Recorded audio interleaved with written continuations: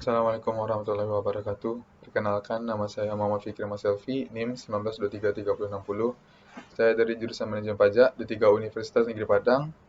Pertama sekali, marilah kita ucapkan puji dan syukur kepada Tuhan Yang Maha Esa yang telah memberikan rahmat dan karunia-Nya kepada kita semua. Semoga kita selalu diberikan nikmat kesehatan. Pada video kali ini, saya akan mempresentasikan tentang cara menghitung potensi retribusi daerah dalam rangka memenuhi tugas mata kuliah Manajemen Retribusi Daerah. Baik, langsung saja saya akan memulai presentasinya. Baik, materi pertama tentang pengertian retribusi daerah. Retribusi berasal dari kata retributio dalam bahasa Latin yang berarti pungutan. Secara umum, retribusi adalah pungutan yang dilakukan oleh pemerintah atas pemakaian prasarana atau pemanfaatan jasa yang disediakan seperti pemakaian jalan dan sebagainya.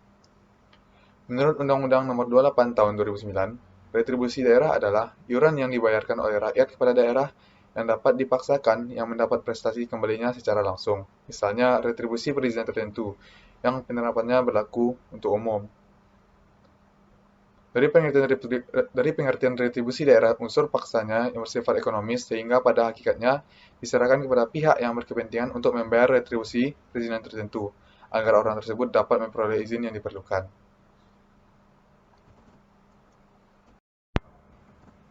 Retribusi jasa umum. Jenis-jenisnya ada yang pertama itu retribusi pelayanan kesehatan. Yang kedua, retribusi persampahan atau kebersihan. Yang ketiga, ada retribusi KTP dan akte capil. Yang keempat, ada retribusi pemakaman atau pengabut mayat. Yang kelima, ada retribusi parkir di tepi jalan umum. Yang keenam, ada retribusi pelayanan pasar. Yang ketujuh, ada retribusi pengujian kendaraan bermotor. Yang kedelapan, ada retribusi pemeriksaan alat pemadam. Yang 9 ada retribusi penggantian biaya cetak peta. Yang 10 ada retribusi pelayanan tera atau tera ulang. Yang ke-11 ada retribusi penyedotan kakus. Yang ke-12 ada retribusi pengolahan limbah cair. Yang ke-13 ada retribusi pelayanan pendidikan. Yang ke-14 ada retribusi pengendalian menara telekomunikasi. Yang ke-15 ada retribusi pengendalian lalu lintas.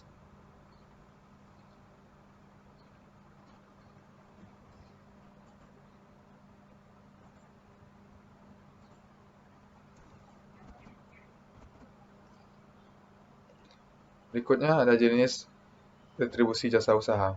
Yang pertama ada retribusi pemakaian kekayaan daerah. Yang kedua ada retribusi pasar, grosir, atau pertokoan. Yang ketiga ada retribusi tempat pelelangan. Yang keempat ada retribusi terminal. Yang kelima ada retribusi tempat khusus parkir. Yang keenam ada retribusi tempat penginapan atau pesanggrahan atau villa. Yang ketujuh ada retribusi rumah potong hewan. Yang kedelapan ada retribusi pelayanan ke pelabuhan. Yang kesembilan ada retribusi tempat rekreasi dan olahraga. Yang kesepuluh ada retribusi penyeberangan di air. Yang ke-11 ada retribusi penjualan produksi usaha daerah. Berikutnya ada retribusi dari jenis-jenis retribusi perizinan tertentu. Yang pertama itu ada izin tempat penjualan minuman beralkohol. Yang kedua ada retribusi izin mendirikan bangunan. Yang ketiga ada retribusi izin penggangguan. Yang keempat ada retribusi izin trayek. Yang kelima ada retribusi izin usaha perikanan. Yang keenam ada retribusi perpanjangan IMTA.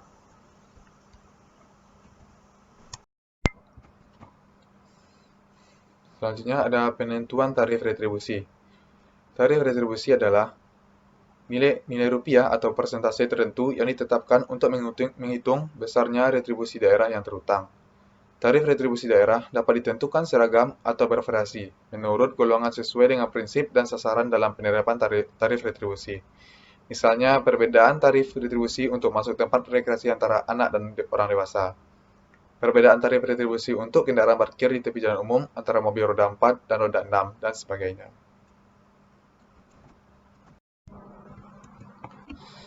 Materi selanjutnya yaitu perhitungan potensi retribusi. Metode perhitungan potensi retribusi meliputi yang pertama, pengklasifikasian potensi penerimaan retribusi daerah berdasarkan klasifikasi prima potensial berkembang terbelakang. Yang kedua, perhitungan potensi untuk jenis retribusi dengan data sekunder dengan menggunakan pendekatan metode tren atau pertumbuhan. Perhitungan potensi dilakukan dengan menggunakan proyeksi statistik. Perkiraan potensi tahun mendatang diestimasi sebagai fungsi aritmatik dari waktu. Analisis juga dapat dilakukan dengan deret berkala, dapat dilakukan dengan berbagai metode estimasi.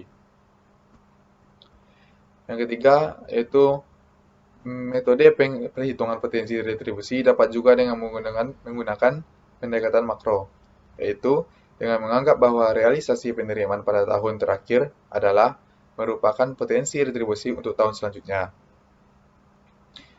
Yang keempat, pendekatan lain yang akan dilakukan dalam menghitung potensi retribusi adalah melalui survei terhadap volume atau frekuensi pelayanan yang diberikan dari objek-objek retribusi yang diteliti.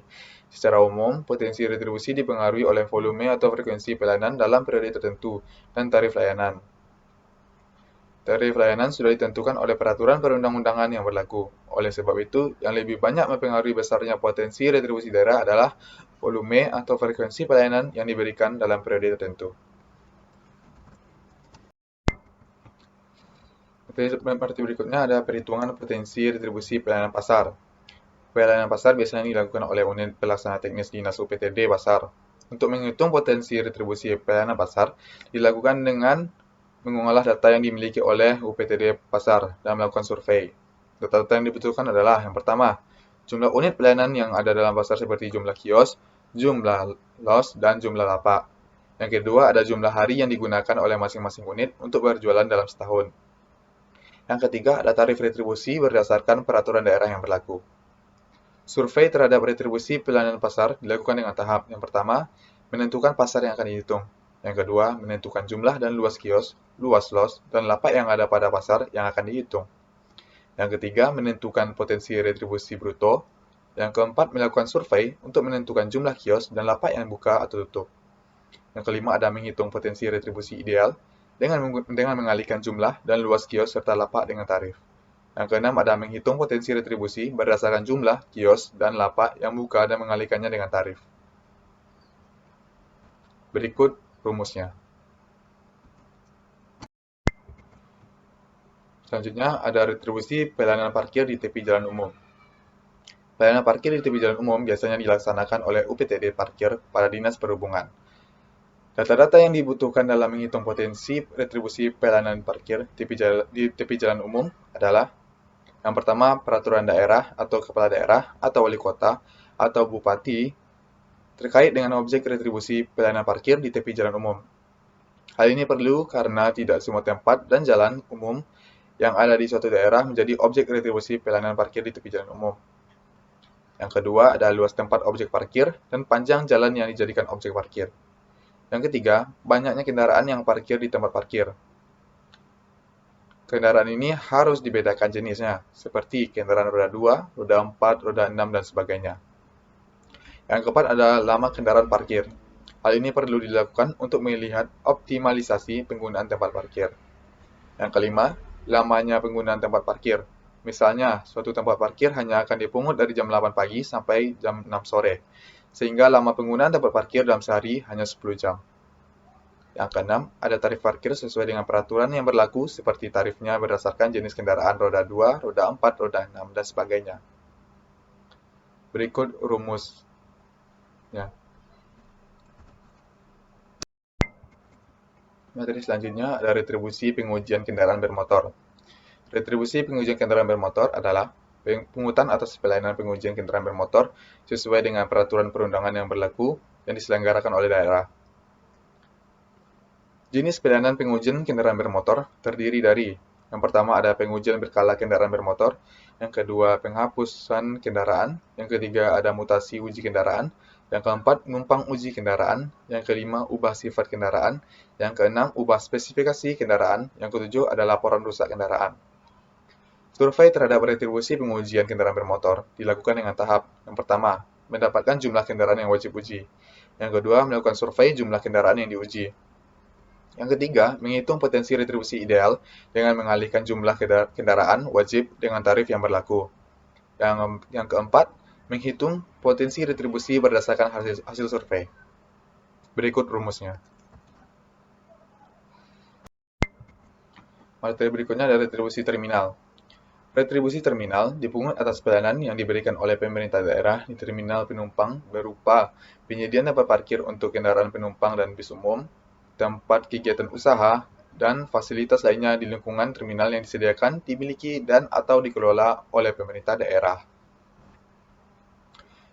Survei untuk menghitung potensi retribusi terminal dapat dilakukan dengan tahap. Yang pertama, melakukan survei pada objek retribusi pada beberapa kondisi yang ditentukan, misalkan pada beberapa hari yang ditentukan sebagai waktu survei. Yang kedua, melihat peraturan yang terkait dengan tarif objek terminal. Yang ketiga, menghitung potensi retribusi setahun berdasarkan hasil survei dan tarif. Berikut rumusnya.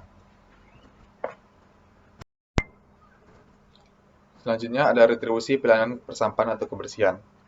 Objek retribusi pelayanan persampahan atau kebersihan yang diselenggarakan oleh pemerintah daerah dapat meliputi yang pertama, pengambilan atau pengumpulan sampah dari sumbernya ke lokasi pembuangan sementara. Yang kedua, pengangkutan sampah dari sumbernya dan atau lokasi pembuangan sementara ke lokasi pembuangan atau pembuangan akhir sampah. Yang ketiga, ada penyediaan lokasi pembuangan atau pemusnahan akhir sampah. Berikut rumusnya. Baik, materi selanjutnya itu tentang retribusi pemakaman.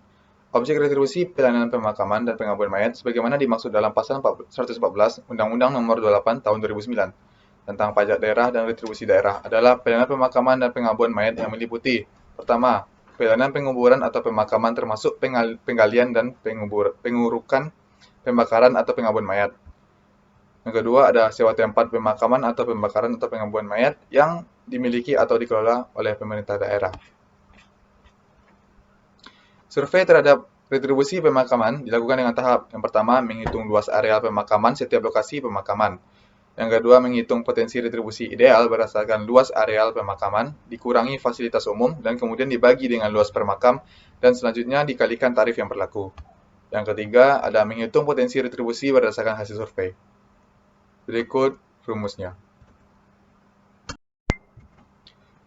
Materi selanjutnya ada retribusi tempat rekreasi dan olahraga. Objek retribusi tempat rekreasi dan olahraga adalah pelayanan tempat rekreasi dan olahraga yang disediakan, dimiliki, dan atau dikelola oleh pemerintah daerah. Survei terhadap retribusi tempat rekreasi dan olahraga dilakukan dengan tahap. Yang pertama, melakukan survei untuk mendapatkan jumlah pemakai fasilitas tempat rekreasi dan olahraga yang dilaksanakan pada waktu-waktu tertentu yang dilaksanakan beberapa kali pada lokasi yang sama. Yang kedua, menghitung potensi retribusi berdasarkan hasil survei. Berikut rumusnya.